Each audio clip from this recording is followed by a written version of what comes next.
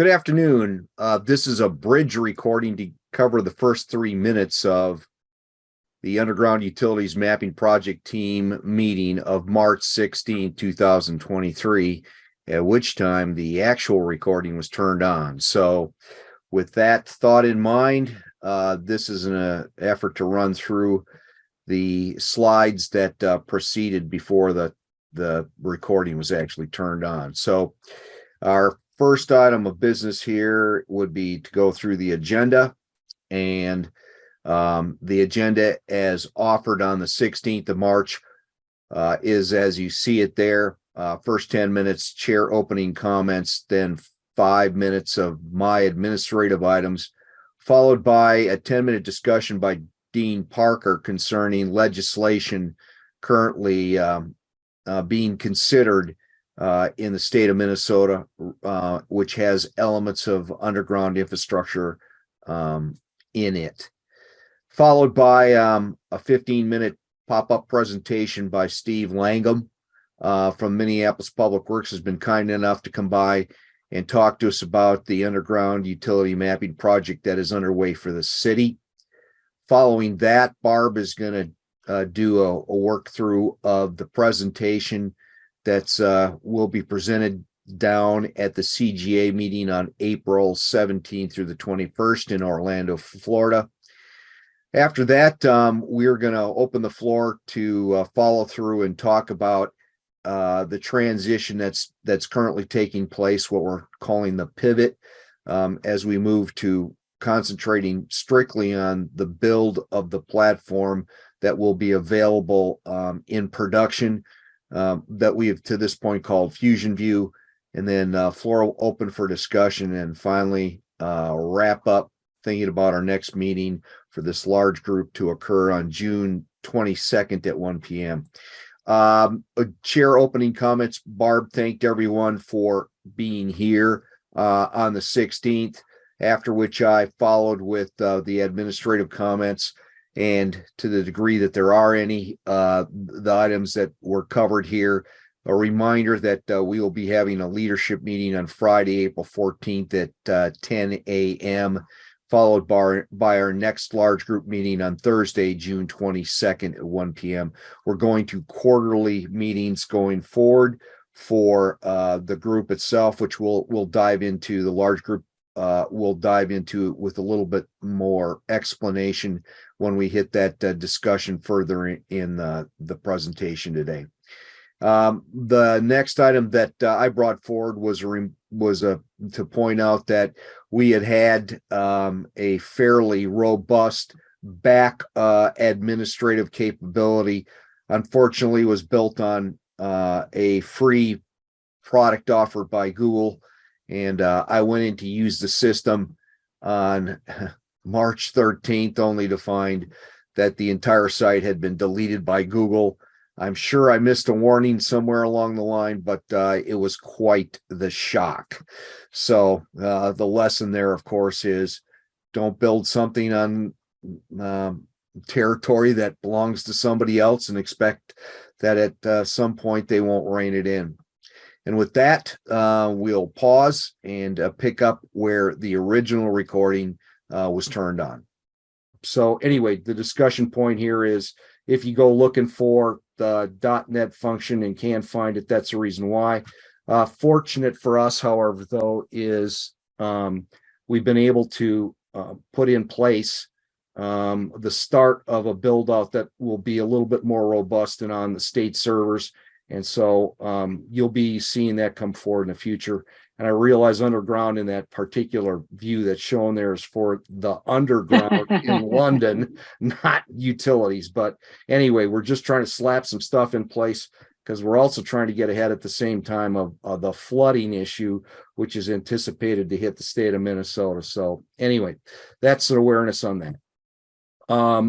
For those of you who aren't aware of it, we were very fortunate in the initial stand-up of this entire effort to have gotten the participation of Jeff Zeiss. Jeff passed away in September of last year, And prior to that, he was instrumental in moving us along in thinking and building connections for us, particularly into Europe and Canada. And so I just wanted to bring forward that this particular event, which is, as you see indicated here, founded by Jeff in Canada, which is an effort to move along many of the concepts and ideas that we're talking about here with this team, that the next iteration of that particular conference will take place on May 16th and 17th. And it's virtual online, and you can go online to find out more about that if you'd care to do so. So that's a wrap on the admin notes. Is there anything for me? I would just encourage people to attend that online conference, whatever parts you can. It's Okay. excellent. Hey, Steve, Brad, can you just back up? What conference? I'm not seeing that on my screen. So what are you referring to? Okay. It is called, let me go back here. Right here, Subsurface Utility Mapping Strategy Forum. Okay, I got this other thing blasted in front of it. Okay. Now I see it. Yeah. Yep. Yeah. And so again, they're returning for year 3 or 4, I forget which, up in Canada. And to follow up on Barb's comment, last year there was a very interesting presentation done by a guy from Singapore. So Okay. they're trying to draw people in from all over the world. And actually, if I jump over here real quick, I just show you. Here's the level of participation that existed last year. There's a picture of Jeff, obviously, but you can see the level of attendees. I mean, Nigeria, for crying out loud, because it's virtual, it's online, it's accessible for everyone. And to the degree that, there were sponsors and the rest of it, it's all laid out there online. So it's just not it's not fly by the seat of your pants like the stuff that I put on here online. It's good quality, high quality stuff. So again, it is virtual, you said, so we should see something on we'll have the video, so at least we can come through it that way. You're going to share the video with everybody. So. Yeah. Well, again, all you got to do is type in SUMSF. Gotcha. Okay. 23, and it'll take. So even I can do it then? What's that? Even I can do it then, Steve? Even I can do it? Is that what you're saying? I mean, it's that simple, right? I mean, yeah, absolutely. Yeah, well, you see the URL right up here. There you go. Yeah, I got it. Okay. Yep. Okay. All right. Yeah. Thanks. Sorry, I'm a little slow on the uptake. Okay. Okay. I'll go. Barb, I think that would mean that you're up next. And so I'll stop sharing and you can take the screen and away you go. Okay, let me do that. So I'm going to kind of cover both topics, kind of the gist of the CGA presentation and then also the our go forward plan. So let me click share. Can you see it now? Got your screen. You're good. I'm getting better at this, so thank you.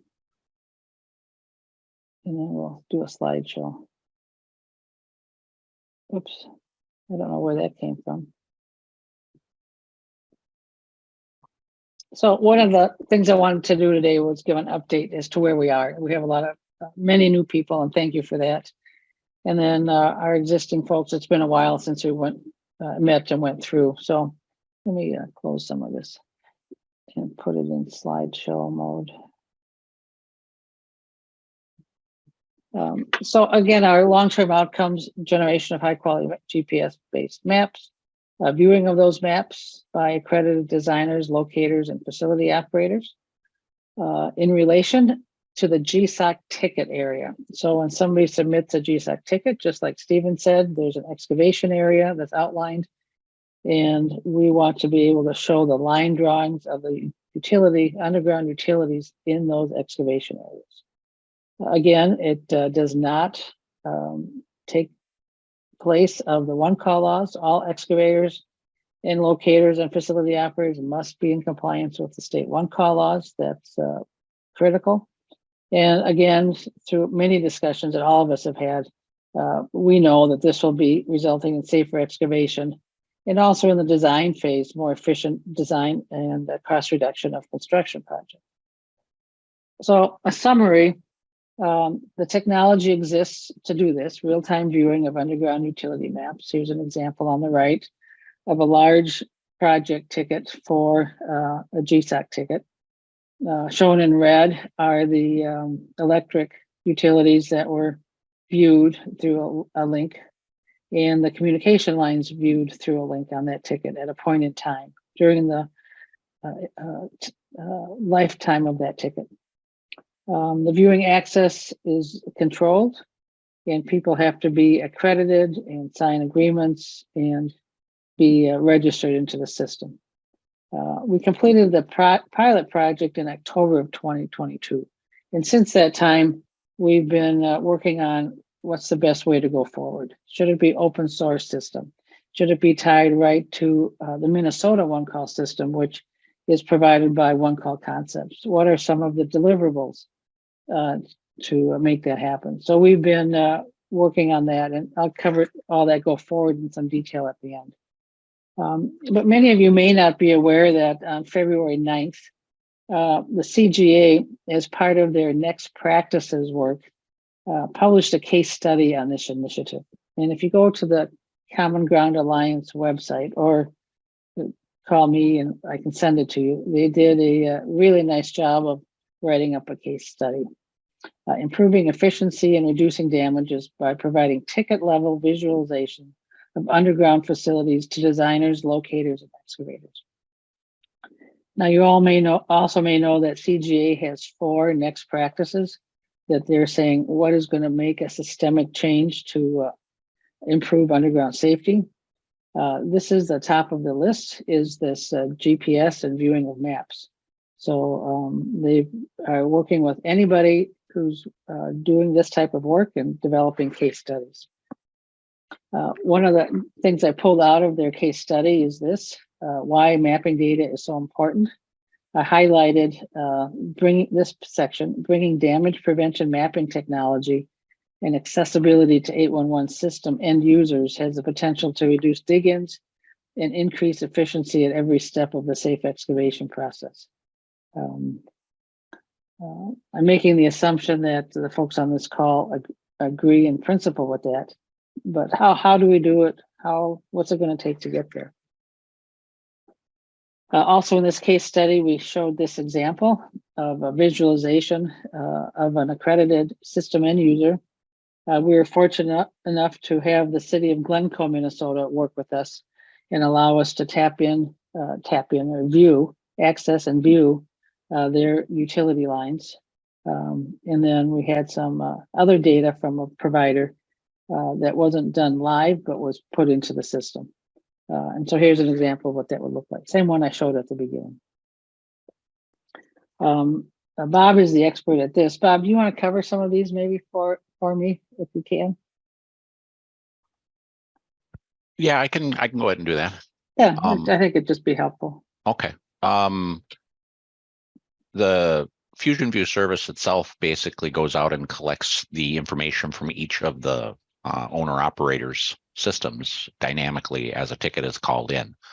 So the black boundaries that you see here are the ticket boundaries that are called in on a particular ticket. And then the dashed line on the outside is a 100-foot buffer that we're using to actually clip the data back that we bind to the ticket.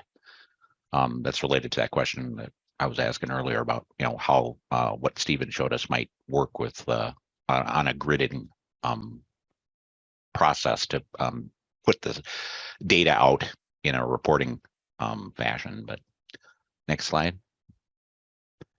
So the idea behind this, you're looking at an interface here that's considered an administrative interface. This is not what the end users or the ticket requesters will see. This is more for the people that are operating the FuzionView service. But what this allows us to do is demonstrate how the tickets and the information are bound together. So we've picked a spot in the map here in the upper right. There's a small blue spot there that you saw, and it shows on the left. Yep, there's on the left side there. It shows you all the tickets that overlap that spot that was picked. So all of those ticket links there, and you basically in the interface, you can just click on one of those tickets, and then it'll jump into the next slide. It jumps into a report that we output, but what this is showing you is there's some information that's redacted for ownership kind of reasons, but this is an actual ticket out of the GSOC system. So we have a link to this ticket that is bound into the report that we generate out of FuzionView, and that report actually pumps out all of the information on a layer by layer basis based on the type of information that is included. We're not really worried too much about relaying who owns what. We want just people to know what it is and where it's at. So we're really kind of focusing on that aspect of the information that we're piping out. This is what the demo application is outputting currently as a report. So this is a very simplified page, but the idea here is to demonstrate that we can actually go out and pull all the information together from these disparate systems and then group it according to its type. And the types that we're using are the APWA designations. I think there's like 8 or 9 of them. The top map up there is set up as a consolidated map of everything within the ticket. And then as you go down the line there, everything is broken out by type of information. So, you know, you've got the communications, and then the electric is the next one. And each one of these maps are zoomable individually on the report. So the general idea here was that we can show how all that information comes together, and we can push it back out and bind that to a ticket. So this report here that you're seeing in the middle is what the end user sees and what gets bound to that ticket. We're not adjusting anything on the GSOC side at all. This is just extra information that can be bound and linked into the ticket information that comes from GSOC. Yeah, and this is available if it's an excavation ticket only during the life of the ticket. So Minnesota has 14-day ticket life. So after the start date and time until the expiration date, this can be viewed. This is our design plan. If it's a non-excavation ticket, then there's a little different agreement because the design engineers need to see it for a longer period of time. And there's a couple of additional capabilities that we haven't really gotten into the presentation here that we've already talked through and kind of got to the point where we're ready to implement them. But one of them is being able to bind other information to this particular report. Specifically from our perspective is if new information is collected out in the field, we can have that information bound to the ticket. Maybe you take a picture or whatever, it doesn't matter what it is. But the idea would be that there's going to be a facility from out in the field after you're looking at this report to be able to send information back upstream and bind it to the ticket. And it's very interesting, Stephen, with your setup there. Mm-hmm. And I think where Adam was going with his questions is if you could set up that PDF mechanism as a link on your end, that link could be pushed back up into this service as well and bound to the ticket as a one of the data owner, one of the owner operators methods for distributing more information. So that could be included on this report as well. So we're going to have a mechanism to be able to bind that kind of information into the ticket as well as we move forward. Yeah, and at this point, we get many questions about what is the data. And right now it's, Bob, you want to address the simplicity of the data? Because sometimes facility operators get concerned, well, what are you going to show? How much detail? Well, we can show as much detail as they allow us to. That's the first order. But there's a bunch of tools that we have available for, like, limiting zoom factors and all that kind of stuff. We haven't really gotten too much into detail about how that is all going to work, but there are tools in place to be able to limit things however they need to be. We're running into the same problems with the accuracy side of things too, because we have a few people or owner operators that are reporting their data accuracy levels on some things, but they're all using different methods to do it. So we're going to have to figure out some kind of a standardized system for handling that as well. Mm-hmm. So that'll be a longer term solution thing that we're going to have to work on. But essentially the concept is the line data. Yeah, it's actually the Right. features that you're very similar to what Stephen was showing on his map. We haven't gotten into showing things at the level that Stephen was zoomed in at on purpose. When we were putting this demo together, all we were really focusing on was that we could pull the information out of the owner operator systems and then aggregate them inside of FuzionView. The next version that we're building will actually get into that way zoomed in level where you're working at an intersection and you're worried about the dimensions as Stephen's maps was showing. So that's when we're going to get into doing something very similar to what Stephen's already showed us. Mhm. Hey, That's why it's Bob. going to be critical during this next phase that we have a development advisory group that says, here's what makes a lot of sense to show and help us develop what features and functions to. Nothing needs to be standardized because each facility operator can say what they want to show. But again, some consistency would be nice. Hey, Bob, Brad here. Mhm. Can you either zoom in on one of those maps, or what is in a shaded area? Is that a building outline or a block outline or what? Yeah, those look like parks or buildings. Major. This is Yeah. using OpenStreetMap, so whatever they've got in their background, that's what's showing right there. Where I'm going with this is you must be aware, well, you have to be aware of what's going on with that statewide lead water connection project, right? Mm-hmm. Have you supplied data over to them? No, I haven't. I'm not involved with that. I mean, I'm part of the sewer department. I work on the sewer department's data systems and everything like that. But Yeah, I don't get but into you don't do passing okay. the data. No. Well, the reason I'm asking, because they're going to display that data with a relative to a building outline map statewide, and they're going to roll this out. Yep, They're going to and roll it out July 1. That's what Yep. surprises me. And FuzionView has got a facility for actually going and grabbing those kinds of data sets and use them as background as well. So the data then that my you're question is, are you going to do that here or not? yes, as that data becomes available, it will be included in the FuzionView. Another one Good. that we've been talking about is parcels, because we Yeah, want to know yeah. what's private and what's public, Yep. that kind of thing. Yep. And in the same situation, they're going to be coming out with a statewide data set pretty soon. Yep. Okay, good. So I'll just move on. So just again, at a high level, we've got endorsements from Minnesota Clean Water Council, Minnesota Geospatial Advisory Council, and the Association of Minnesota Counties. Just some folks that are getting on board and have reviewed what we've done and say, keep going. Again, we've done some collaborations and discussions with these groups. So let's get to next steps. So our next step is take the pilot system to the production level.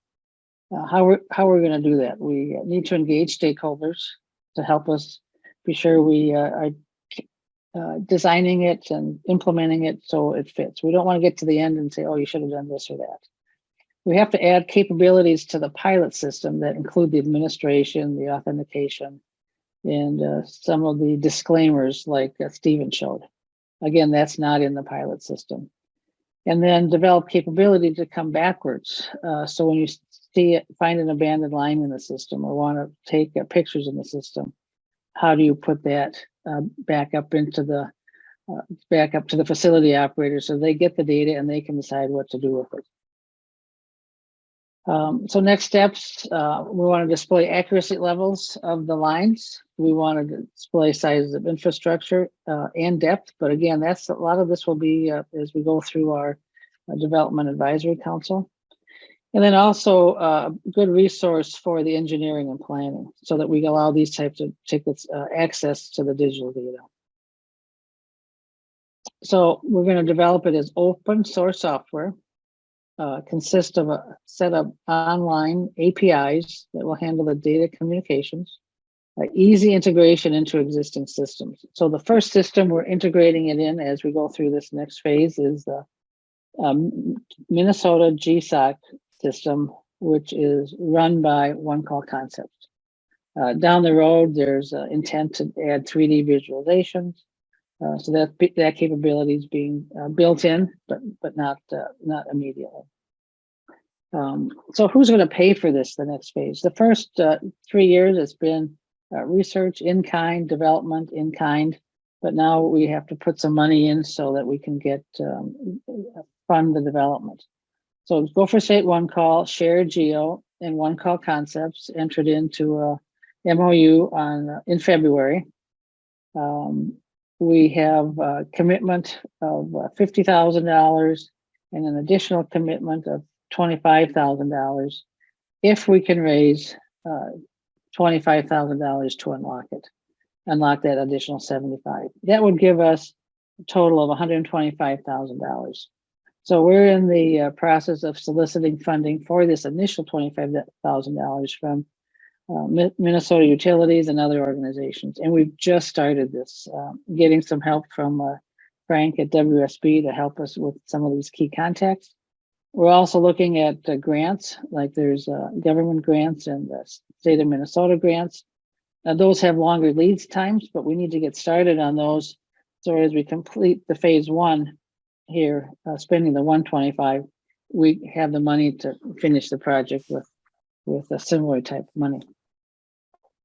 So the cost at a high level, core engine, 70,000, working with facility operators, 20 to 50, viewing results, some field markup and comment of service. So generally the 125 gets us a pretty great system that shows feasibility and some folks online and some documentation in about 15 months. According to Bob and the team, should expect significant progress in the next 6 months. Some suggestions that have come up as we've been talking about this the last 2-3 weeks is let's develop a development advisory council consisted of representatives from major utilities, construction companies, and engineering firms, so that as we take steps and have decisions to make, we get that insight. Should we start, as we roll it out and work with folks, should we start with design tickets? Those are trusted relationships already between design engineers and the facility operators. Should we also start, as we heard today from Bob and Stephen, with cities and permitting and engineering plans? So these are some of the questions. I mean, there's many more questions, but that's where we're headed. So what I wanted to do, I'll stop sharing my screen, but the reason I went through this today was to just show where we're at. We're at a critical juncture, about to take off this next phase. We're currently working with several folks on giving them some details on what that next 25 is going to get us. So we just completed a document today that outlines that we'll be able to send out. So that's what I wanted to cover. Any comments, feedback, or ideas today? Sorry, I'm losing my voice. Barb, did you talk about, and I apologize if I missed it, Did you talk about this being available to any one call center in the US and being able to be utilized across the Okay, US? yeah, good question. I guess I didn't cover it today. So yes, the idea is open source software. The reason being just that is it's not just going to be for the OCC states, but any state in the US or in Canada, or if anybody else around the globe wants to use it. But we're using GSOC and one call concepts to get started.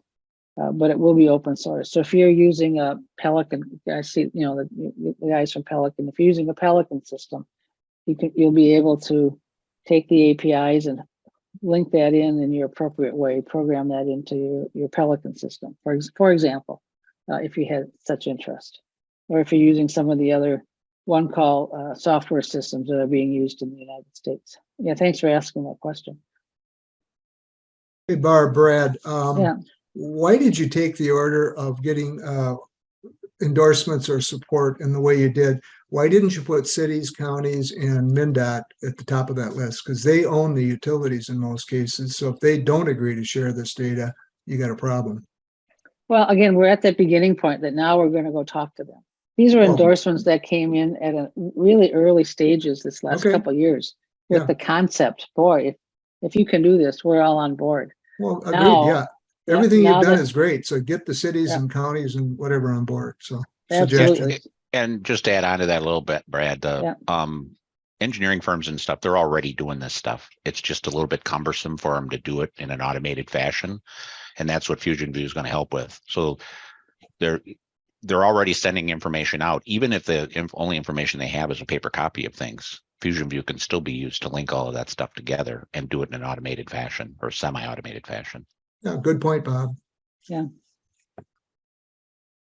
So if you or somebody in your company, if you're, want to consider being on this development advisory council, let me know. We want to kind of keep it not too big, but we need good cross stakeholder involvement on this. Clifford, do you have a question or idea? Oh, you just turned on. Oh, Yeah, looks useful. I'm excited. okay.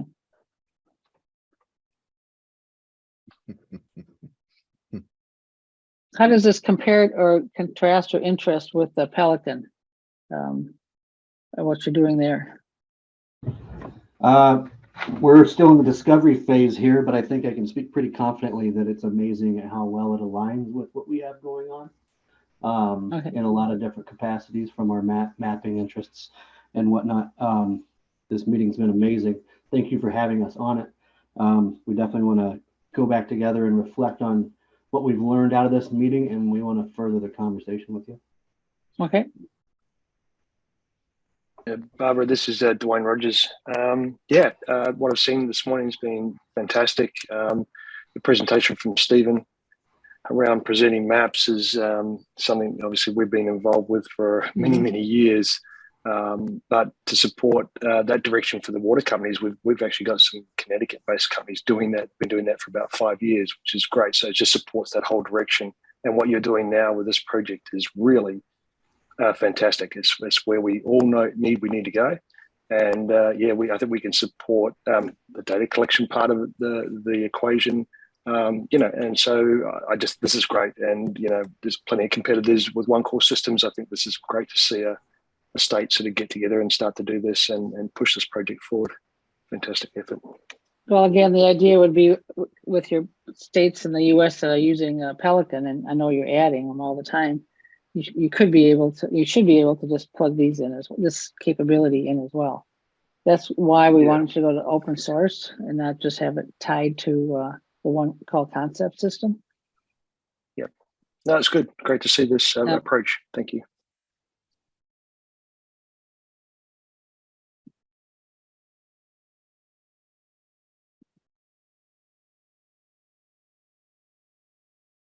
Okay, then. Well, thank you. I think that leads us back to we're probably going to end up circling around to some things Barb's already touched on. So not being an individual to if you will beat a dead horse, but I'll pop up some more slides on what we termed as the pivot here, if I can be clever enough to figure out how to do that, and we'll go forward from there. And let me share my screen and we'll be underway here.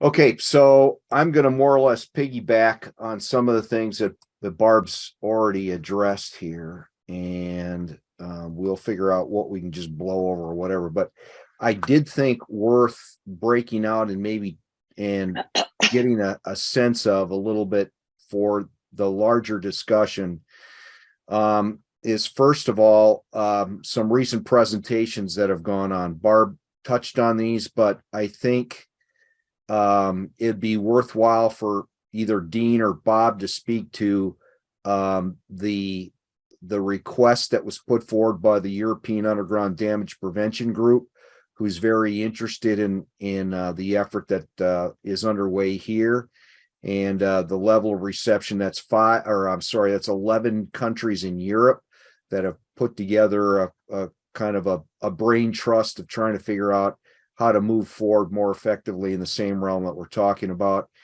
And before either Bob or Dean speaks to that event, I would mention that I very seldom pat Bob on the back for his speaking capability.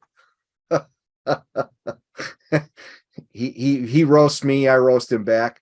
But Dean and Bob just did I sat in on it. They just did an absolutely fabulous job. So would either of you guys like to speak up and explain what you did and what your perception was and how that was received? Go ahead, Dean. Sure, Bob. Friends like that, who needs? But to echo Steve's comments, I really thought Bob did a great job. The audience was a lot of GIS people, and so they were extremely interested in how we were attacking the issue. And how do I want to say, the overall strategy is quite similar, but the tactics are all different, because what we're seeing in Western Europe is the federal governments being very involved. And of course, the countries obviously are smaller and more similar to our provinces and states here in North America. And because they're involved and because there's already a regulatory framework, a lot of what they're doing is trying to figure out how to make things mandatory. And at least in the case of the United Kingdom and Scotland, trying to set up arrangements where there would be a central repository and the government would be responsible for holding, storing, and then dealing out, if you will, the maps on a requested basis. So the implementation is different, and yet at the front end, the idea of trying to create accurate maps, to have a feedback loop where you could collect information from the field and make your maps more accurate. All those basic concepts are there, and there's alignment. So I think there's a high degree of interest, really both ways, in us watching what they're doing as well as them seeing our progress. They've been particularly helpful. The National Underground Asset Registry effort in the United Kingdom has been particularly helpful to us in the giving us the starting point on the contract, the legal type arrangements of how you have to approach this. So it's a you scratch our back, we'll scratch your back kind of arrangement. So we've been leveraging off that. Thank you, Dean.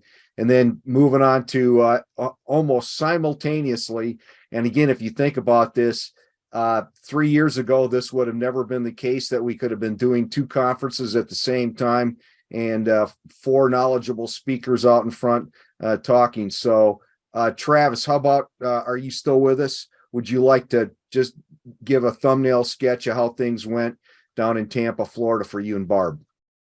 Yeah, it went well, just like the previous events. So we had maybe 20 people. I think it was sort of, we didn't have as many as we had before, and we got good reviews except for one. I was kind of disappointed with one of them, but I'm guessing that was the one that was sleeping in the back of the room. But yeah, it went well. And then I had the presentation at the Safety Summit in Nebraska too, and that went really well. And I got actually more feedback than the one in Tampa, just because it's more of a local level. I think the people that are actually in the field doing stuff, that want to see change, they just sort of exuberant about it. When is it going to get here to Nebraska? They just want this to roll into other states as well. So they want to stay updated. But that's how I met, that's how Pelican, that Bob heard me there, and that's why they're here today. So thank you. Yeah, appreciate that. And then Karen, you're online with us today. Do you just want to give us just a quick drive-by on how your conference went and what your impression is and how the industry is moving along? Absolutely. I think that we had a lot of good feedback for this session specifically, and I think we had a lot more collaboration as far as where we can go in the future. We had a really good session on innovation. That was one of our town halls. Dwayne participated in that as well. We had a lot of good feedback, and it was looking to what can we do moving forward. And one of our goals is really bringing as many people into the audience. So I know next year we're looking to forego some of our summits. Those have been done on an industry basis and kind of segmented by industry. And I don't think that that's the way for us to move forward. I think that we need to have all the voices in the same room and to be able to have the same conversation rather than continuing to need follow-up. So I thought that Tampa went really well. We're very excited about New Orleans. There's a lot of energy about a new location, and Louisiana 811 is fully on board and excited to help us participate. And we had some dredger meetings. I know Barb was able to stop in on one. But we met with dredgers and the Pipeline Safety Task Force. And so they'll be able to participate in New Orleans as well. And they're looking for some mapping. So I think that there is some opportunity for overlap for this group with mariners and dredgers. And that's led by Ed Landgraf out of Texas 811 and Camo. Interesting insights. Thank you, Karen. Any questions for Karen or either Dean or Travis? Okay, moving on.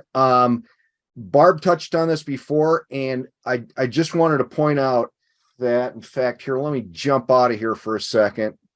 The case study that is up on the CGA website is the read through that's available online is very well done and extensive, and it's easy to miss the fact as you wander on through this thing that there's the download button to in fact get the case study itself is right here.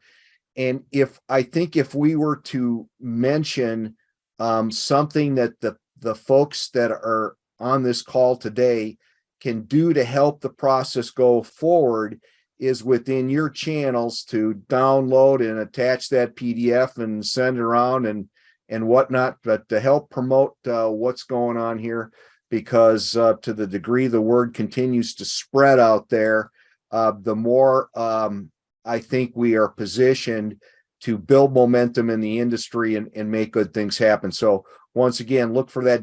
If you want the case study itself in a PDF, which is different than what you'll find here, both are great opportunities to promote the effort going forward. And here's an example of, how it pops out.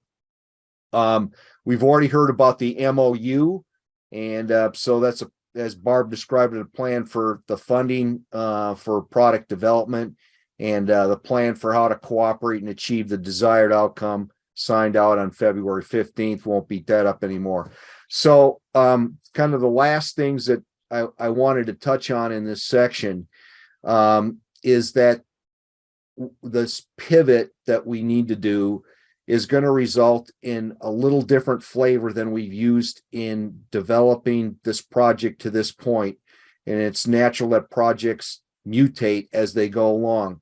So effectively, the leadership team is going to have the responsibilities on its back to continue to do the primary piece of outreach, doing the developmental oversight of the actual build of FuzionView as it goes forward, finding the money out there that's needed to make things happen, and make sure that we stay out of legal trouble. And with that, I'll pause for a moment, and any of those folks that are on the leadership team, if there's something else that you'd like to add to the discussion, just a reminder, that team will be meeting monthly as we go through the summer. And Barb, I'll kick it over to you. Is there anything else that you want to add about the vision of where we go forward with that? No, the vision is good, but I think anybody that wants to weigh in or come to a leadership meeting, or if we reach out and say, help us with this or that, I put out there that we want to do a development advisory committee or council. Just sign up and let's get going so that we continue to move, but we move together and with all of the stakeholders heard through this process.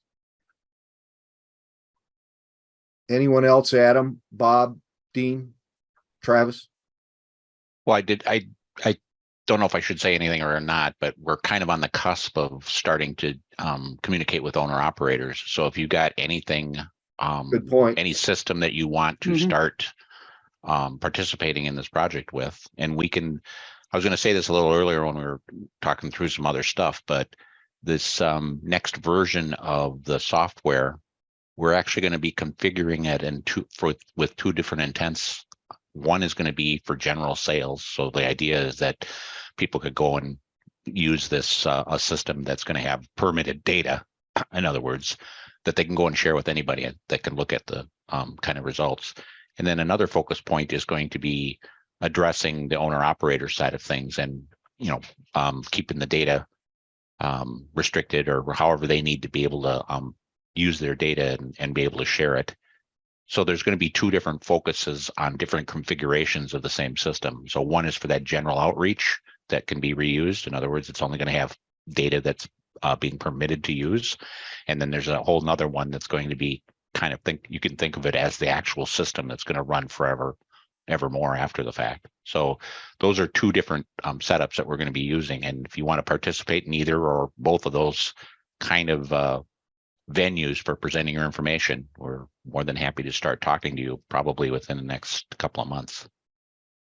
I think right away, right? I mean, yeah, if you're interested, let's Yeah, reach out to us and let's. Yeah. We won't get into the mechanics of it for a couple of months. Yeah, right. Excellent point. And if anything, it's easy enough to start a list of those folks that think that their company or an effort that they're aware of would be willing to participate. We'll start developing that. And as Barb gets ready to go on the road on May 1st on knocking on doors and the rest of it, we'll have at least an idea of good places to start. We're also being helped very strategically by WSB in that effort going forward. So that's kind of the focus of the leadership team and how we're thinking about things and how we need to move the project forward. When are you going? Maybe this is a Bob question. When are you going beyond that pilot city? The way that we configure things inside of FuzionView is we can set up multiple demo areas. So if somebody else wants to use or volunteer their data for reuse in a public manner, we can do that.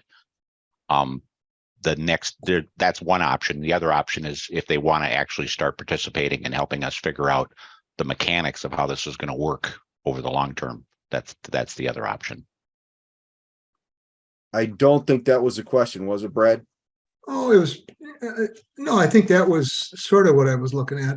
Maybe where I was coming, Bob, is that if somebody says, man, this is the greatest thing since sliced bread, can we do a demo in our area? So you're saying there, Bob, there is some flexibility to jump over to a different area, excuse me, a different area to demo that. Yeah, so we have a demo area right now for Glencoe. We can add other areas. Yeah, that's my question. Yep. Yeah, absolutely. Okay. Thank you. We're just very sensitive to not showing other people's data without permission. So because it's not all tied to one call tickets. So that's why if Lumen wants to do an area someplace, then we'd work with Lumen to, this is how you hook it up, this is what it would look like, etc. Or if Lumen wants to do it with a set of excavators or design engineers, for example, then we could set that up as well. I just picked that as an example. Okay. And then it comes down to what we've been doing for this large group quarterly meeting. So you get a huge pat on the back. We would not have gotten to this point in time without all the folks that are on this call, because the discussions that have gone on really for the last 2.5 years have gotten us to the point where we have a defined product with a defined build plan with a schedule for it to be created and well on the way for it to be funded. And so I think it's fair to think of yourself from this point for about another year as the platform itself gets built as being more in an advisory capacity, helping us with that outreach function. And as Barb has indicated, there's going to be things that are going to pop up where we need a couple, 3 people to volunteer to maybe go tackle a specific issue that may be of importance in moving forward on the build. That's how I would portray it. And again, I would open the floor to anybody that would like to chime in and expand upon that thought, if you will. Hearing nothing. Okay. So again, I wanted to make sure that those swim lanes were sorted and understood So it didn't feel like we're abandoning you or not appreciating the much effort that has gone into this point. It's just that we're going to be kind of in a lull during 2023 as the team builds out the platform. And then you're going to get to come back, as the gal shows with the magnifying glass, to look with excruciating detail, since you knew from the very beginning how things were supposed to be, as to whether or not the platform is doing what it needs to be done and being done in a way that is appropriate. So with that, I'd like to add to that, Steve. So again, on advisory, if you want to get engaged with us on that, if your company or your team wants more information, wants to try it, wants to hook up, and get involved, or help socialize it within your organization, reach out to us and help us spread the word. The CGA asked me yesterday, they're going to put out their case study to a lot of folks. So they asked if they could do that. So they're committed to spread the word that this is a capability out there. But if you want some very specific companies to come in and we discuss this, this is the possibility for the future. This is where we're at. More than happy to come and do that.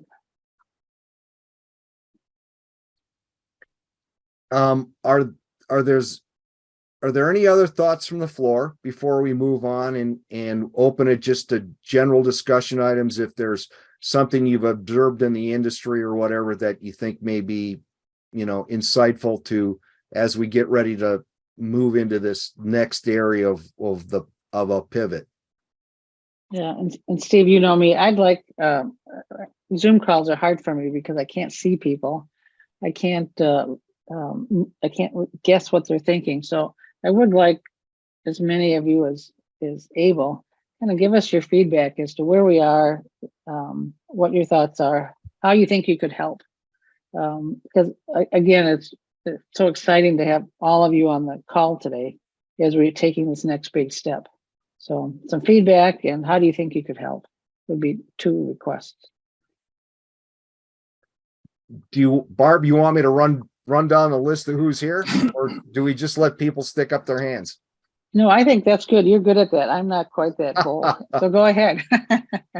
Well, the first victim to the right on my screen is Dean Parker.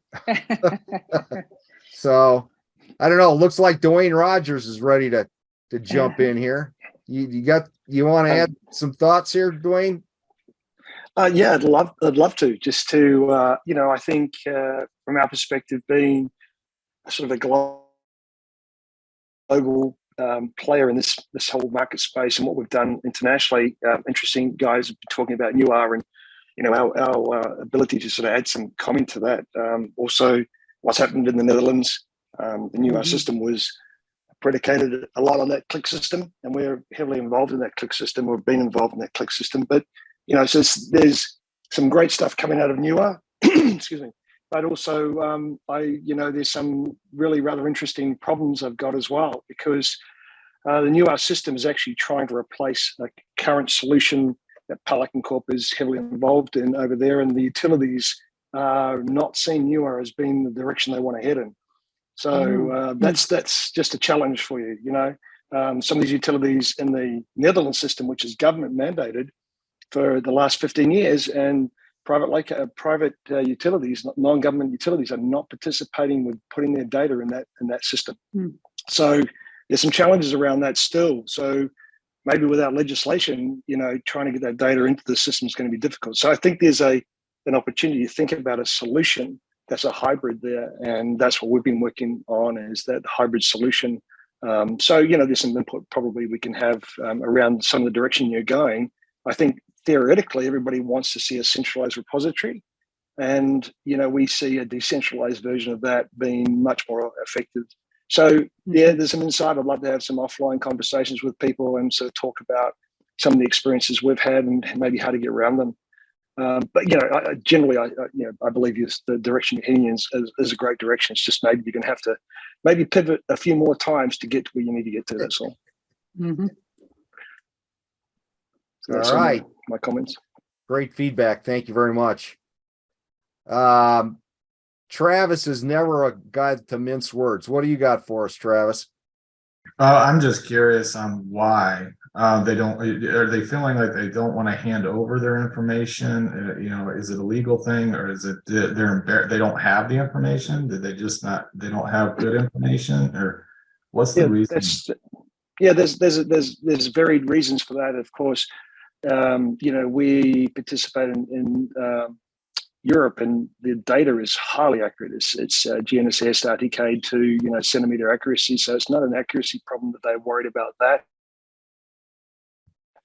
they're worried about the access to the data, and every utility seems to have have their own risk matrix around who can see the data and under what circumstances, and just giving a view of the world. So we worked with the Singapore government on this probably 10 years ago, and even the government agencies that were owned by the government would not give a centralized view of their data for security, and not security from the point of view of terrorism, but security point of view of knowing who was doing what, where, and how. And they wanted to control the type of response to every ticket. And there was a thought that there was a lot of, because we have automation in other jurisdictions where we're doing what Stephen was doing, with producing PDFs and producing data and shipping it per ticket. And we've been doing that for years. And now the utilities are looking at doing digital data that way as well. But once again, have complete control over, I see the person, I see my asset, I decide what I want to build, I decide if I want to send this data or not send this data, I decide if I want to locate this or not locate this, because there's obviously different legislations. So that's part and parcel, is complete control the utility wanted, as opposed to having the data put up in a central repository and then some system making the rules around what they want to do. Case in point, if you had a fiber cable with a backbone that was hit, and now you wanted to stop sending or change the information you want to send to anyone else on a different part of that network because of the risk, you can manage that as an individual utility, where a centralized system finds it hard to do that if you've got centralized data. So that was a little bit about it. So maybe I still think we can deliver real-time data, but it doesn't necessarily have to be in a central repository. Which is where we're kind of keying in on, I think. I mean, we're buffering it to 100-foot buffer, so that will be helpful. But do you think we need to go with a semi-automatic approach where we have kind of a toggle button, so the facility owner can either approve or toggle it on or off if they want to hide it from a certain client? Yeah. That I mean, there's something around that, some rules or some capacity to allow some utilities to control, hour by hour, day by day, week by week, their position on something, on the data that they're delivering to whoever it might be. Anyway, there's a lot of discussion probably that could be had, and I probably need to justify out some of that thinking better for you and give you some real case examples. And then they're case examples that can be overcome. It's just a matter of understanding that objection. It's something to think about. Bob Esquez, did you get that? Not completely.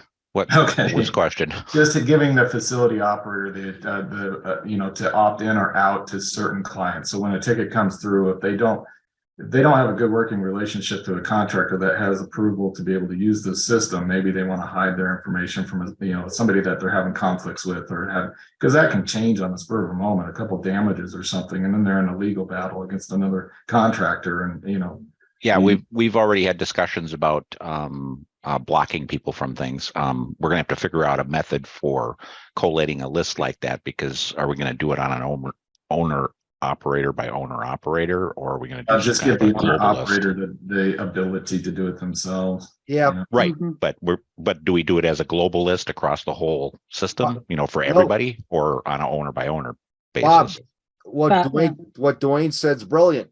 You put the onus back on the operator. You don't end up being the entity doing the authentication management list. He's talking exactly right. Well, you're going to have to do that, because how do you know who's trying to access it? Well, we'll take it offline, but Dwayne's concept is there might be something that I don't know about that you can use to identify that. But No, it's good. Adam, I think we've already more talked detail about later. this, correct? Yeah, I just wanted to hear more. I think we could go down this rabbit hole for the next period of time, so we should probably move on. But I agree that facility operators control who they want to accreditate, right? So Adam's going to jump in here. I can tell he's gone on mute. I'm not on mute, No, but Yeah, that's what I mean. Nope, Unmute or whatever. I was just responding to Dean's question, but we're good. Okay. I mean, the short answer is that we've considered exactly what Dwayne had mentioned already. And really, there's two levels. One is until you're an accredited end user, you don't get to sign a contract and have the availability in the first place. And then in the second place, it's still a voluntary system. And those we're expecting, hoping, Bob, that the APIs can be configured in such a way that it will be the identity of the end user will be known to the facility operator when that inquiry is made. Mm-hmm. Yeah, and again, that may require, another option on my previous line was that, it might require that we have to have a registration system, and that would be the way that you would manage it. So then you would know who's trying to get what. Yes. Paul, do you have anything to add to the discussion? Or are you driving? What are your thoughts and how can you help? So we will continue to support this awesome endeavor here. As Utility Logic, Joe and I are very excited about where this is going. So, I guess the one thing that I'm interested in seeing is maybe bringing some of these, pilot project folks that we have. Our list continues to grow. Maybe we start integrating some of them into, this live feed into the system. If there's some sort of quick, data release form or something that, yep, you're collecting information, within the program, and on the FuzionView side of it, they're going to utilize it to, improve the system. So I think that would be kind of cool. That's a great idea. We have all these folks lined up wanting to use the equipment. So why not utilize the information that they're going to collect with it and try and improve the FuzionView side of it? So, well, that's how Glencoe got hooked in and developed, right? I see Bob Bishop's got his hand up. Go ahead, Bob. Yeah, just a quick question. I may have missed it, but the conversation has moved back to accreditation a couple of times. I'm just wondering if that is all going to be based on the premise of the CGA's Damage Prevention Institute for accreditation. I can answer that. Potential role for DPI to play in all this. That's Okay. all yet to unfold. Okay, thank you. But we didn't have that in mind as we started this at all. I think if that becomes like a strong review focus point, from whoever we get as a team to review how we're moving forward, that we can address that kind of as needed, but there's nothing precluding setting it up that way. Justin, I know you wanted to add to the conversation. Please go ahead. I've, as most of you know, I've been kind of sitting in these meetings, kind of quiet in the background for a long time. Barb, you kind of know why I was there is because we did have our pilot program. We do have our program out there right now. I'm going to feel free. Maybe if I shouldn't or should not. I want to say it here.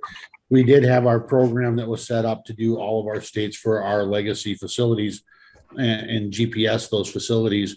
We did put part of that on pause in a couple of our states, but we are continuing on with one of our states over here in Wisconsin. That's where we're actually setting up a lot of pieces of equipment right now for that. One of the things that you know, I'm all for this. I don't get me wrong in any way, shape, or form.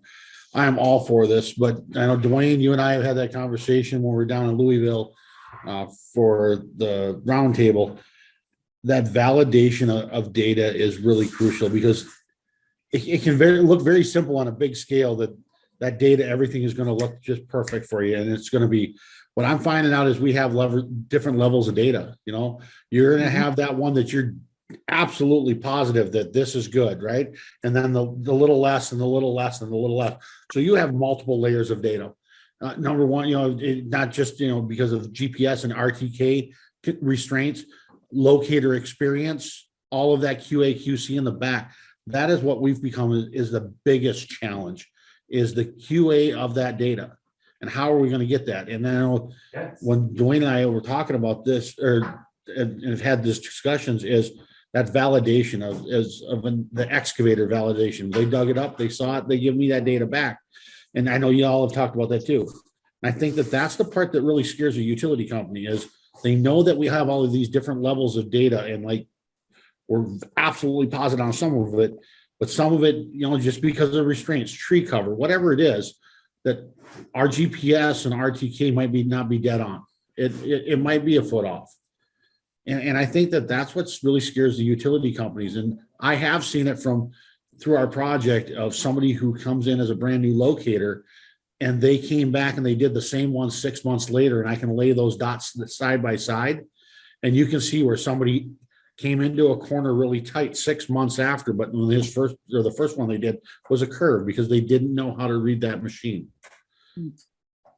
There's a lot of levels to this, and I think that we really do need to be cautious and thoughtful of, we might get some bad data out there, and how do we kind of throttle that, or have a lever to say this is bad data. Paint and flags are still going to be there. I mean, you know, this data is not to be dug on, so it's just giving the excavator more information to make sure all the assets have been allocated, but not dig on those lines, Justin. I mean, that's how they need to treat it. So, and I don't think we're going to go away from that anytime short in the near future. So we're going to, but the more information, the better. Yeah, that's what Excellent. Stephen, why don't you go ahead? Yeah, that's what we're seeing in a lot of cases where the excavators are typically using our map more as a support function to their operations, whereas the paint, the marks that are placed on the ground, is what they are prioritizing to make their decisions out there.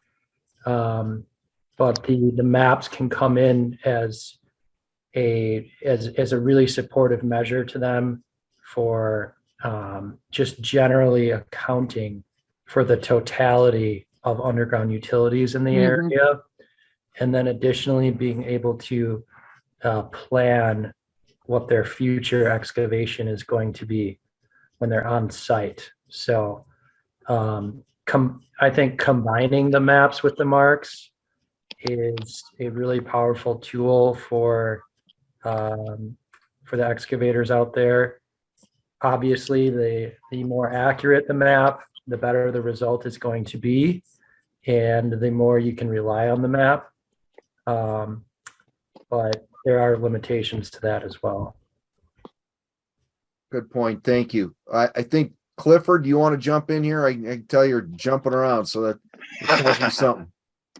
Yeah, to Justin's point there, that's where we would advocate adopting ASC 75, qualify your data with, you know, if we have an exposure and an RTK survey point on that, I don't want to downgrade that data point with all the other, you know, locator marks that might be good, might be bad.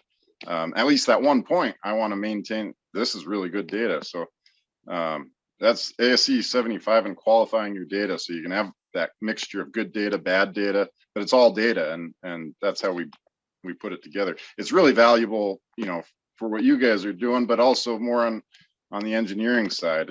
And you know, if I know it's good data, I don't have to do another test hole on your gas line and risk damaging the coating. So, you know, it's really valuable data. Yeah, excellent point. And we are scanning that issue repeatedly, because the mix of data issue that Justin has pointed out, it seems like what your team has done, Clifford, is what do I want to say, the best possible solution for that issue going forward. So yeah, we're tuned into it. How about Santosh? You are always a quiet guy, but full of great ideas. What do you got for us? Not there? Okay. How about Frank? Would you like to add to the discussion? I'll keep it short and sweet. Happy to help wherever needed, and thanks for allowing us to be a part of this. You've been a beacon forward over at WSB. Thank you. Barb, what do you think? Are we done milling this over? Is there anything else you'd like to hit? You got on mute. A few people didn't speak up, but we can move on if they choose not to. Well, how about I'll run around. We'll see if they want to chime in. Scott Anderson. I don't get the folks that often or is at these meetings. Or is it Emily? Emily, are you here? Emily Anderson. I'm here. Yeah, Scott is here. Yeah, Scott. No, it's been covered. A lot of things today I thought was a very good meeting.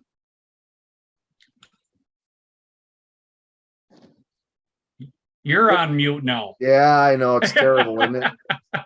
Can't click the button fast enough. Liz Hamilton, we always love to hear from you. Let's go.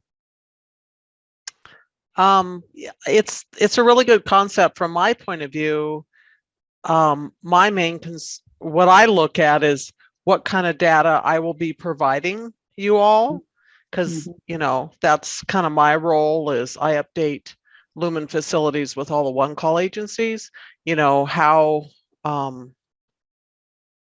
just what type of data and how to work that into my work, my cadence of preparing data for all the agencies and such.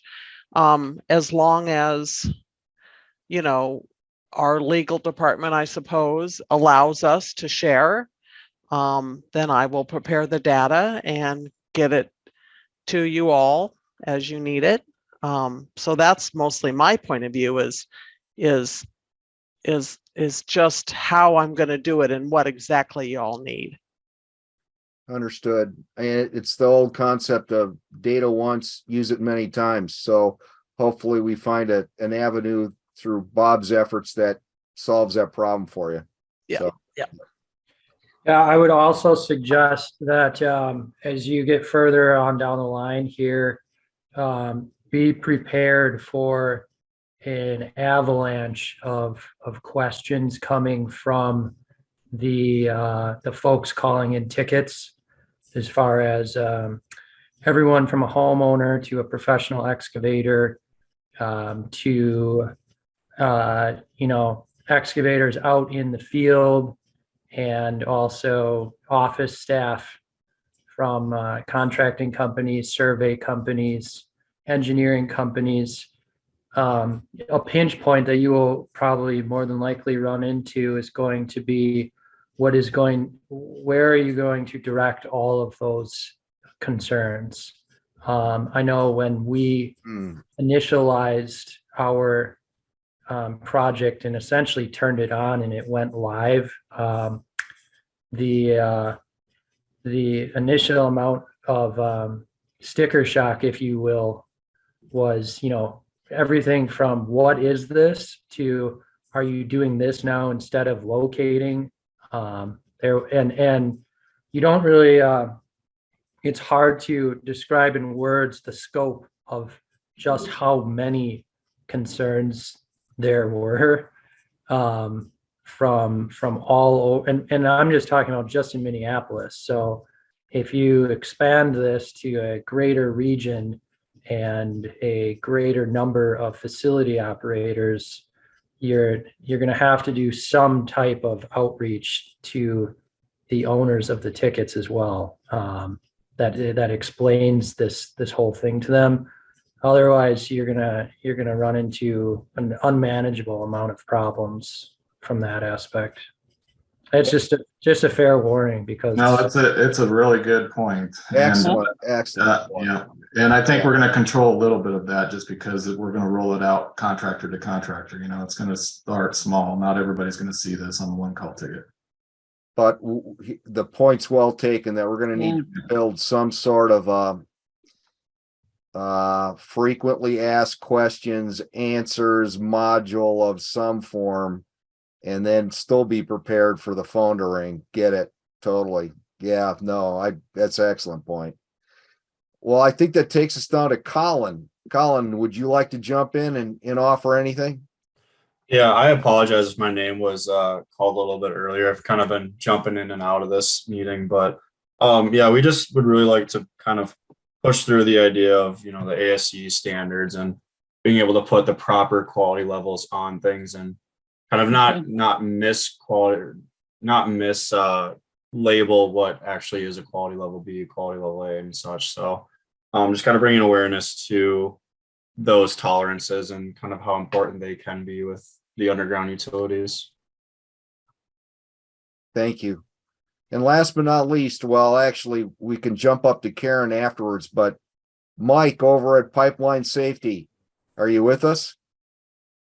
Hey, Steve. Yep, I'm here. Yeah, thanks for having me on.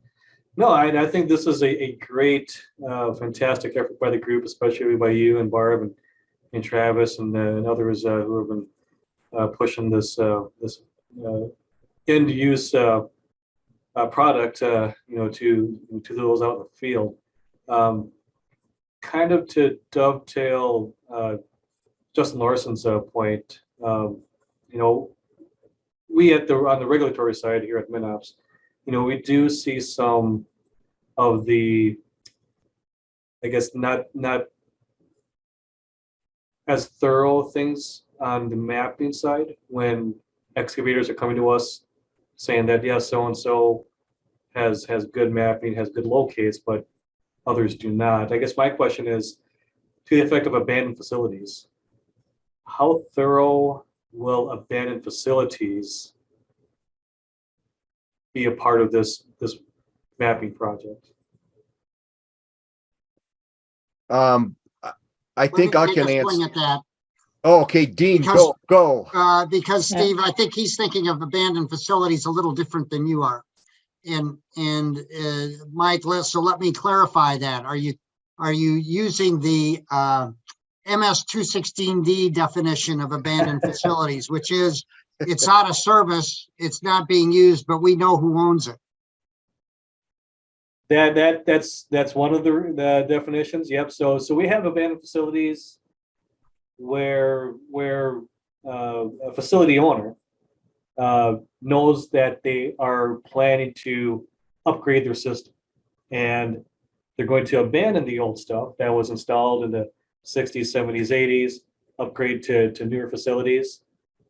But there's still a regulatory requirement to keep track of that information, have mapping, have data on those abandoned facilities. The other part of the conversation is we have facility owners who go defunct, go out of business, completely leave their systems in place in the ground. No one's keeping track of it. No company is in existence to provide information on those lands. So the abandoned facility remark is twofold in that manner. So in response to your to the first prong of that, that is exactly a reason why even a company like Justin's, where there may be a great deal of hesitancy initially towards dipping their toe in the water in terms of map sharing, there are going to be reasons why they will want to take a very close look at this and probably participate in some means, because right now they're legally required to maintain maps on abandoned lines, and they're also required to share information on abandoned lines. But as we all know, sometimes that execution of that is difficult for some facility operators, and this system could make that a lot easier. As to the second piece of it, that's something that Steve Swazi's been very involved in thinking about, and there's a lot of different ways that that could unfold. My preference is that MinOps have a whole separate division that starts to keep track of those defunct company lines. I don't know if I'll get there, but there certainly are some potential methods that could be set up. Somebody could be responsible for maintaining a database, and then there's a methodology for sharing information on those defunct lines, which would hopefully be very helpful to end users. Good, thanks, Dean. That's all I had. Yeah, what Dean said. All right, I think we hit everybody except for Karen and Troy. So Karen, is there anything you want to add to the discussion? I would just say that my goal here is the same. It's to help as you guys are ready to continue to share your message. So I am now sitting on the Education and Marketing Committee for CCGA. So when you're ready to expand or talk to the Canadian audience about it, I just came back from the NUCA annual meeting, so the National Utility Contractors Association. So when you're ready to speak to contractors about this, I'm more than willing to reach out, whether it be through their press or education or executive director. So that's what I'm here to do, is to help. And when you guys know the next segment that you want to go after, let me know. And if I don't know them, I will introduce myself, and then I'll be able to help you guys. Thank you so much as always, Karen. Really appreciate it. And last but not least, Troy, you got something for the assembled masses here? Well, Steve, I want to thank you personally for being the glue to keep this thing together from the start to today. Very impressive. A lot has been done. Everybody's put a lot of work into this, obviously. I'd be glad to help in the outreach, I guess. Let me know what I can do to help. Okay, thank you. All right, Barb, I've gone around the table. Okay, thank you so much, everybody, for offering your comments and ideas. I appreciate that. Okay, that takes us down to, if I can manage to get there, last couple of slides here. Here's an odd place to jump to, but anyway, here's where we are. Just so you're aware of it, it may be the most valuable thing you take out of this meeting. If you're not aware of it, both central and western Minnesota have a snowpack over it, which is the deepest in recorded history. So the potential for flooding in the state is going to be substantial this coming spring. Maybe we'll get off the hook. And it usually runs through the first week of May, starts sometimes as early as late March. Looks like it's not going to quite get there till maybe the first week of April. But anyway, so you're aware of it. The National Weather Service has put together an excellent rundown, and they're going to update it on the 23rd. And I just wanted to throw that out there because I do wear the other hat of another project within the EPC. So flooding is out there, and be aware of it. So it takes us down to the next time we're going to get together is going to be on June 22nd, unless you come wandering into the leadership meeting, which is going to happen monthly. The 23rd or the 22nd at 1 p.m. Barb will have some final comments, and then I'll tell you happy great Easter, have a good great Easter, and IRS Day, Mother's Day, Memorial Day, Father's Day, and June 19th before we meet again. So there. Barb, what do you got for them? Just thank you so much for coming in today and being part of this amazing effort. And with that, just have a great weekend. All right, last thought for you. To get nowhere, follow the crowd. We're not following the crowd here, everybody. All right. Thank you for your time. Have a great weekend, as Barb's indicated, and we'll see you later.